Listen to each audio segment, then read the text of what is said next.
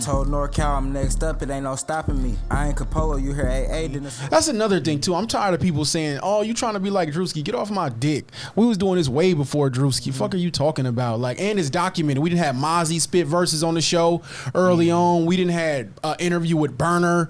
Like, we didn't have big guests on the show early. You know what I'm saying? So shout out to them. But yeah, man, about 2019 and then 2020, it really started going.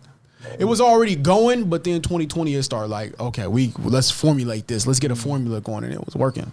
Yeah. Do you remember your very first live you did on the Thizzler Thizzler Instagram? Yep, because I remember I got my guy Bully on from the city. Oh yeah. You know what I'm saying? I remember that it was the first live we was talking about who went crazy on the Thizzler ciphers, who was the first, like who was the best, who they didn't like, and I remember that show. I remember that show, the first Thizzler live. Yep, I remember that. It was like 2019. Yeah. What was the energy like? Well, like was there hell people like, who is this guy? I never seen this guy before. Yeah, the energy was like, who was it? But a lot of people knew me from my show already.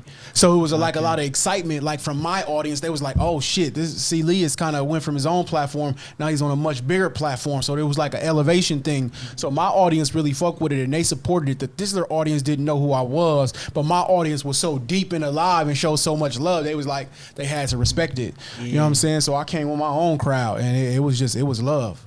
Okay, that's interesting. Okay. And honestly, too, kind of rewinding, what led to you actually, like, what gave you the idea to do your own Instagram lives in the first place? I always give myself credit to being one of the first people on live, because soon as Instagram, like, brought the live to, like, the Instagram, I was on it because I was bored at work. And I was just, I was bored at work, working security, so I was just having conversations going back to 2017. Yeah, this is like the cannabis shop? When you're at the cannabis spot? No, this was before the cannabis shop. The cannabis shop is when it took off. That was 2018. But this was 2017. I was working for a security company, what I won't name, that he was playing short my goddamn checks and playing with the money. You know what I'm saying? But I'm just at work with this baggy ass suit on, just having conversation. This was before you can even add somebody on Instagram Live. You just had to pop it and just be talking. Like, you just had to be popping your shit. And it was like, I was just doing it then, and then people just like, hey, go live again, go live again, go live again. 2018, when they started letting people get on the live, and that's when it really popped off. That's when it really popped off. 2018. Now you can add one person to the live. It got big then. That's when it really got big, because like people didn't really have nowhere to express themselves.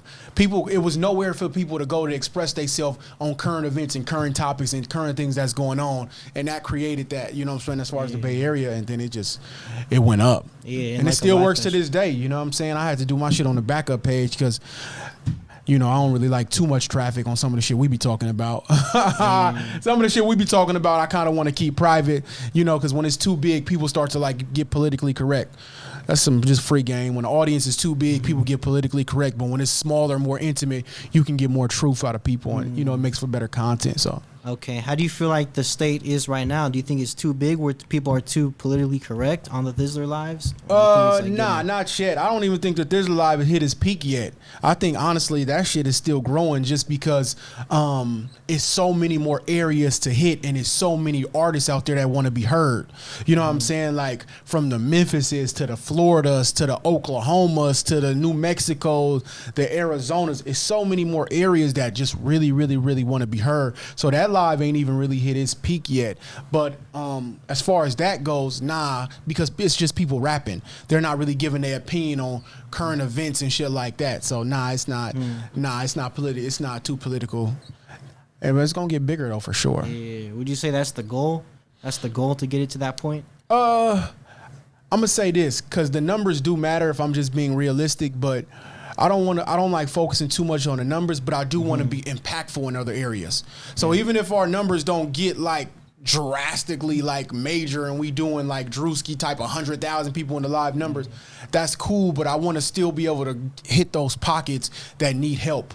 Those, it might be somebody in South Dakota that's talented. It might be somebody in Massachusetts that's talented. It might be somebody out there, and even in Washington's and all these different places. I want to be impactful and hit different areas, because it's like, damn, nobody was hearing me. Now at least these people heard me. You know what I'm saying? So I just want to be impactful and touch these different people. So that's really my goal. Yeah. Really just have that impact. And right now we got a lot of impact. We Yeah. have a lot of impact, and I underestimate the impact sometimes, but we got a lot of impact. Yeah, that's true. That's crazy because I noticed that like we do the Arizona showcases and it'd be lit. There'd be a lot of artists trying to get on Washington, Utah, Absolutely. all these New Mexico. Even though New Mexico was kind of mid, but still we still was some Absolutely. people. I was yeah. shocked by the Asian showcase. Like, Oh, yeah. I knew Asians, obviously Asians got a lot of talent, but I didn't know the northern, like the West Coast, we had that many Asian artists. Like, I know we got, it's Asian artists, obviously, but I didn't know it was that many Asian artists. Like, I want to do Asian artists again because they got superb talent. The Asian artists have a high level of talent, from rappers to singers, you know what I'm saying, to like the reggaeton type music. Like, they got a lot of different type music that really go crazy. Yeah. Why do you feel like they're slept on? The Asian community? Would you say the Asian just- community slept on? The Asian community slept on. The Pacific Islanders, the Samoans and the Tongans, they slept on. You know what I'm saying? I think they both slept on because they just don't have an outlet, really. There's not many outlets. Shout out to Asian Culture CEO. He promotes a lot of Asian artists, you know what I'm saying? But they just don't really have the outlet, and people are not seeing them like artists. You know what I'm saying? But I think once they consistently get seen and they can show they can really got it, it's like, oh shit, they really got it. Shout out to Base 9 side. You know what I'm saying? Like, he go crazy. You know what I'm saying? Ugly ass nigga. Yeah. But nah, but I want to see an Asian artist pop. I want to see an Asian artist pop. Asians got a lot of talent. They do. Okay.